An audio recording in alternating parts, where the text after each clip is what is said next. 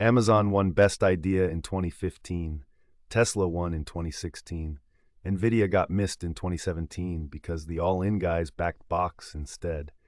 And every year, hedge fund managers with decades of track records and billions under management show up to pitch their highest conviction bets like they're playing a game they've already won. Except they haven't. And that's the thing nobody talks about when these events get clipped and shared like gospel. Look, the All-In Podcast Best Ideas Pitch Competition is real attention. Top-tier money managers getting airtime to make their case. That's not nothing. But here's what's actually happening underneath. You're watching survivorship bias in real time. You're seeing the picks that won the narrative lottery, not necessarily the picks that will win in the market. The S&P is up 1.75% today. The broader market keeps climbing on the assumption that everything's fine, rates are cooling, and the soft landing is locked. But the conviction in that room at the all-in event? It's fragmented. You've got managers betting on AI infrastructure plays. You've got other managers scared of valuation.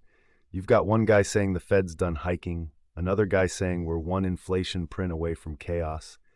They can't all be right. Probably most of them aren't. And here's where it gets interesting. There's a weird counterpoint happening right now. Polymarket prediction markets have been outperforming expert conviction on a lot of election and event-based bets. Crowdsourced prediction. Thousands of people with real money on the line, no brand, no track record, just incentives. And it's been weirdly accurate compared to the consensus from guys who've been doing this for 30 years. So the meta question is this: are the best idea pitches actually about predictive clarity, or are they theater that makes people feel like someone's in control?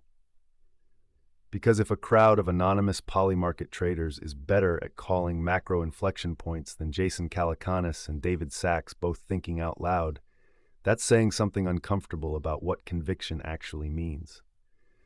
The problem isn't that these managers are dumb. They're not. It's that high conviction narratives are really good at sounding true, especially when you're surrounded by other smart people nodding along. Groupthink at the top of the market looks identical to clarity from the outside. It just feels more confident because the person saying it has more money. Let me be specific. In 2017, the all-in guys missed Nvidia. They backed Box instead. Box has had a fine 15 years. Box is not Nvidia. Nvidia is up something like 100x since then. Now, nobody's keeping that scoreboard publicly because it would be embarrassing. But that's the thing about best ideas pitches. You only remember the wins. You forget the misses because they don't get clipped and shared. Survivorship bias is the whole game. Here's what I think is actually useful. These events are real signal about what smart money is thinking, not about what's going to happen. It's a snapshot of conviction at a moment. That has value, but only if you treat it as one data point, not as prediction. You watch it, you note it, you cross-reference it with market prices, and you see if there's a gap. If everyone in that room is bullish on AI infrastructure and the Nasdaq's already at all-time highs on the exact same thesis, then the gap is closed.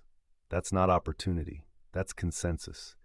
Crypto's in extreme fear right now. Fear and greed at 12 out of 100. Bitcoin's up 1.88% today, but the broader sentiment is panic. That's the opposite of consensus conviction. And you know what? That usually means there's something they're missing. Because when conviction and fear are that far apart, one side is going to be wrong. My guess is the fear side eventually wins this particular argument because of where rates are and what's happening with crude. So here's my actual take. Watch the best ideas pitches. They're data. But don't confuse conviction with accuracy. The managers in that room have survived 2008. They've survived COVID. They've survived multiple rate cycles. That survival means something.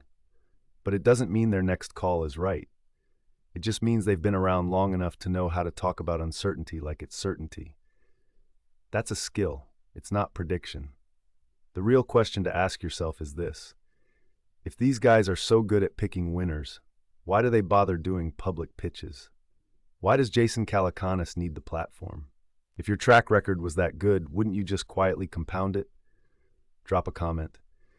Are you actually influenced by these best ideas events? Or do you treat them like everyone else treats CNBC? Background noise with a hot take attached. And if you want more stuff like this, where we're basically deconstructing why everyone's so confident about things nobody can predict, subscribe. More of this coming. And while we're on the subject of human conviction meeting absurdity, a guy just ate over 2 pounds of honey in 1 minute and set a new Guinness World Record. 2 pounds of honey, 60 seconds. No training montage, no backstory, just pure intestinal conviction. It's the most hedge fund energy move possible. Bet big on something you calculated, execute with zero hesitation, and somehow it works. Except the outcome is more honey in your stomach than should be physically possible. Not a metaphor for market timing at all. That's all I got for today.